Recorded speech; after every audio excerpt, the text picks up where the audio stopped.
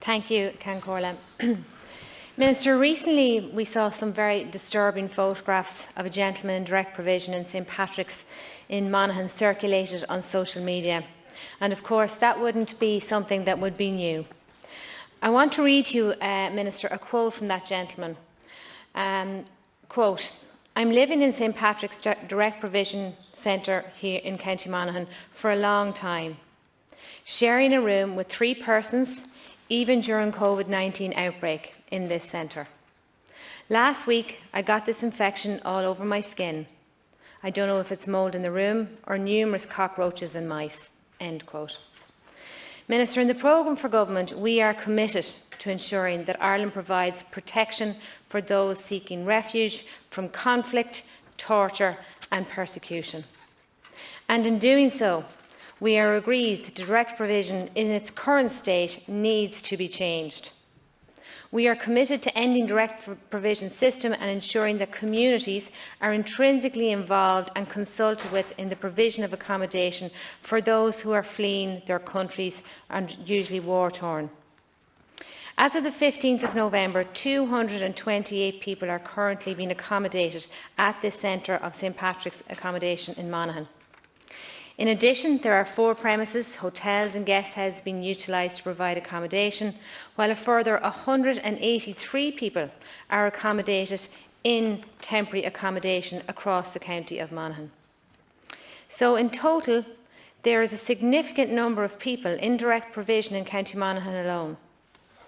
I recently received numerous calls to my office from people questioning the government's plans for a further direct provision site and centre in Ballybay.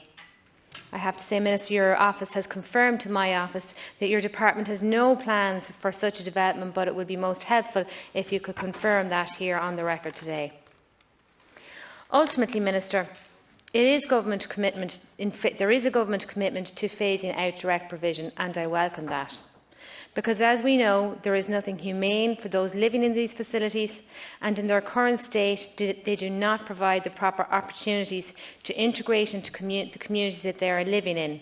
And equally, the local communities are not afforded the proper opportunities to engage with the process, which creates division, suspicion, ill-feeling and separation. Minister, I know the County Monaghan is not alone in the scenario that I have laid out to you too. We could replicate that scenario and that situation in many centres, I am sure, across the country. I would like today get a commitment for you that you would check into the well-being of those people who are in St Patrick's Direct Provision Centre in County Monaghan. And I'd like to hear your response in terms of the government and your department in going forward in phasing out direct provision in this country. Thank you very much, Deputy, for raising this matter, and thank you for giving me the opportunity. I know you'd raised it a number of days ago, but thank you for giving me the opportunity to come back and be able to speak directly to the House on the matter myself, and it's something I'm happy to do. I'm aware of social media reports circulating on this matter, and some deputies have contacted me directly in relation to these reports, including yourself. I suppose just to set the broader point, first of all accommodation centres are subject to regular, unannounced inspections by both my officials in the International Protection Accommodation Service, IPAS, and an independent inspectorate company, QTS Limited. These inspections are generally undertaken twice yearly by my own officials and once a year by QTS Limited. And the inspections, they cover a wide range of issues: the quality of the food, fire safety and other health and safety issues. Regular visits are also made to all emergency accommodation centres by IPAS, and any issues that are brought to the attention of IPAS are raised with the accommodation provider for a resolution. St Patrick's Accommodation Centre was inspected by an IPAS official on the 24th of September and again on the 11th of November by QTS.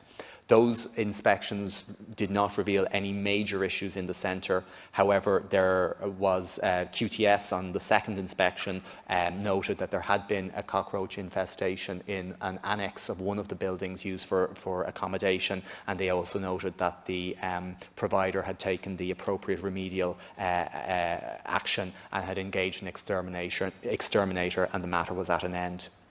In recent days, my attention has been drawn to reports that a resident in St Patrick's was suffering from a medical condition for which he could not access appropriate medical care. I want to just assure deputies, as a rule, that access to mainstream medical services through the primary healthcare system is available to all direct provision residents who have access to medical cards. I am informed that in this case, the gentleman in question had a phone consultation with a doctor, resulting in a treatment option being provided, and that further in-person medical care located very close to the accommodation centre is at all stages available to this gentleman to avail of.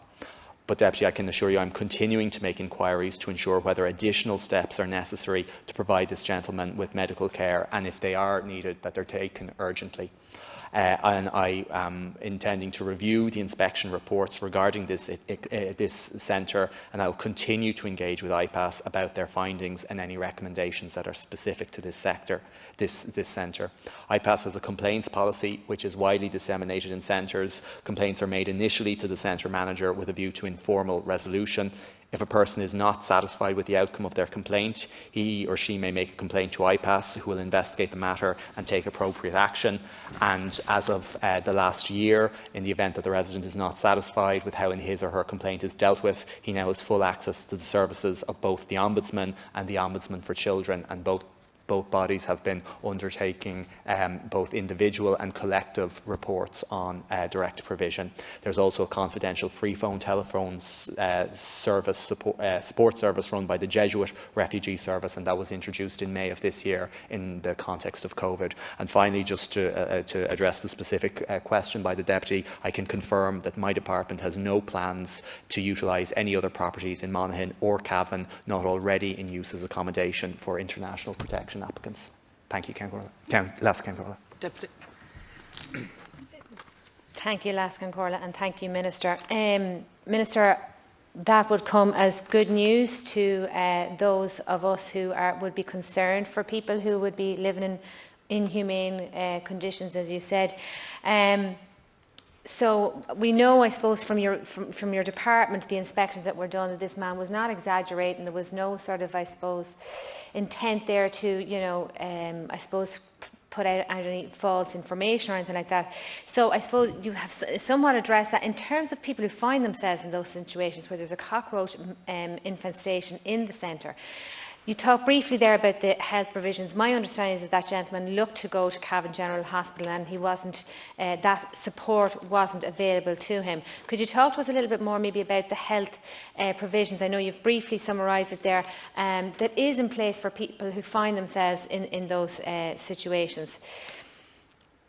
I've checked, I suppose, the number of direct provision centres around the country. Monaghan seems to have a very, very high number of people, of direct provision settings and centres, temporary or permanent, whatever that may be, around the county. Now, I know Monaghan Integrated do some terrific work there under the work of Gabriel O'Connell in relation to providing support for people. I mean, 183, I think, was one of the figures I gave you for one particular centre. 228 is the figure for St Patrick's. I'm just wondering, could you just talk to us a little bit about, in terms of the type of provision that the government is supplying in terms of resources to the likes of Monaghan Integrated to try and help these people to, I suppose, stand on their own 2 feet, to integrate in the community with language, with education? What are we doing as a government to help these people?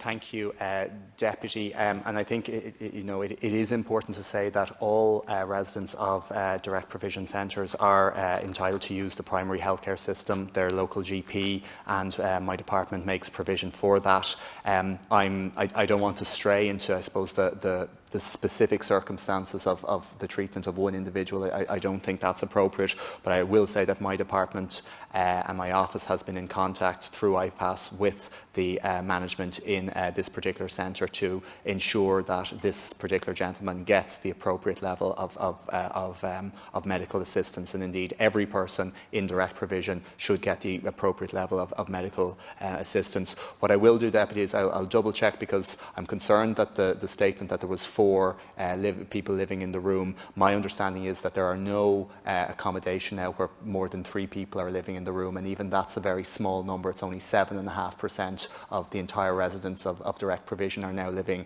in a room where there's more than 3 people living in the room who aren't related. So I will double check on that particular point, because that's not the information that I received. And those measures to reduce the number of people unrelated living together were specifically brought in as a result of COVID. Now, that did involve getting extra centres around the country, and I think that was the right thing to do during COVID, because we wanted to thin the numbers in the existing direct provision centres, because we know congregation is a definite COVID risk.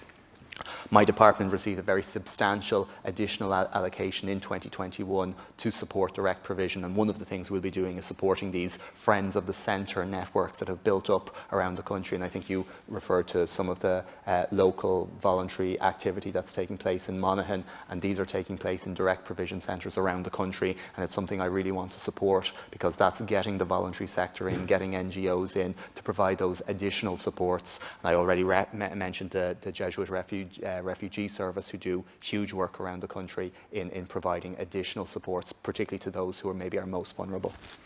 Thank you, Minister. Confirm, did inspections continue during the COVID period?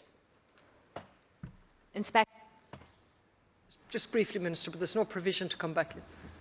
Yeah, inspections have continued during COVID, yeah. Thank you. So moving on to topical issue.